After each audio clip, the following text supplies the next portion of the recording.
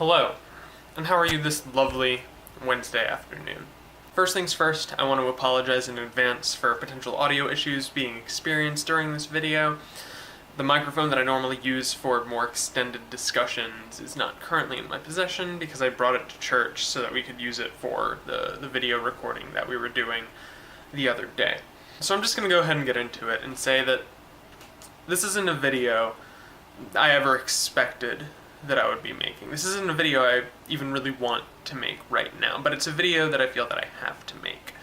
Not to say that, my input is actually valuable, because I feel honestly that I'm horribly underqualified to speak on a lot of the stuff that I'm going to be potentially addressing with this, and I hope to limit my comment on a lot of stuff to passing and focus more on the stuff that's more personally important to me and stuff that I actually feel like I have some measure of knowledge in knowing how to address it.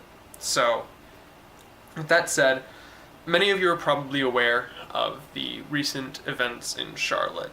I don't know all the exact details, but as far as I can tell, there was a police shooting of an unarmed black man in the Charlotte area. I couldn't tell you exactly where it was. And since then, protests started pretty immediately, and a lot of the protests turned into riots, and even the peaceful protests started getting broken up by law enforcement. And in general, it's kind of a huge mess over there. And the thing you need to understand is that Charlotte is my hometown. Like, I went to church right across the street from the university there. I grew up in that area, and hearing that there are riot squads, and even I've heard some talks of US Marshals and all that kind of stuff coming down there, and actual militarization of the area. It's scary.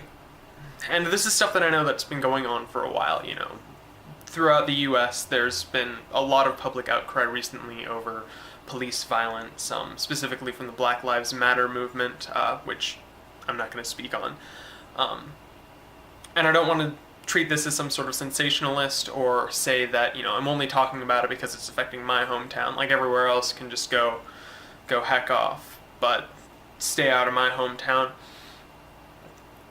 And it's not even so much that I didn't care until it got personal, because I do care very deeply about the African American people. I care deeply about police violence. I feel like the police should be held to higher standards of discipline and the ability to keep calm under pressure. And I believe that there are a lot of problems with law enforcement. There are a lot of problems with the way many different minority groups are treated. And like I said, I don't want to speak in too great of detail because I don't want to show my ignorance, in the sense of I don't want to end up saying something that will accidentally inflame people, when the fact of the matter is I just don't understand all the nuance to it. I guess the purpose of this video isn't so much to comment on the goings-on or to say that the protests are justified or unjustified, because I understand that people are in pain, people are afraid, a lot of people are being opportunistic with the outrage and taking opportunity to loot and riot and generally cause mayhem, not directly actually helping the cause.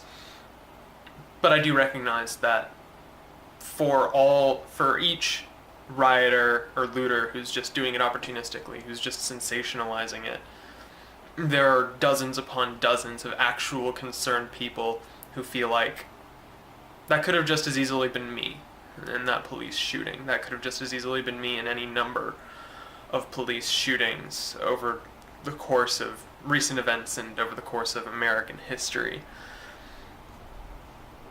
And that is to say, I know I've been silent for a while, and I try to avoid speaking to political issues on this channel specifically, and in my personal life in general.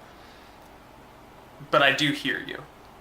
And I know that doesn't count for much, and I'm not saying that, I'm an activist now, because honestly, I couldn't be bothered with activism in the sense of protesting or posting about it on social media.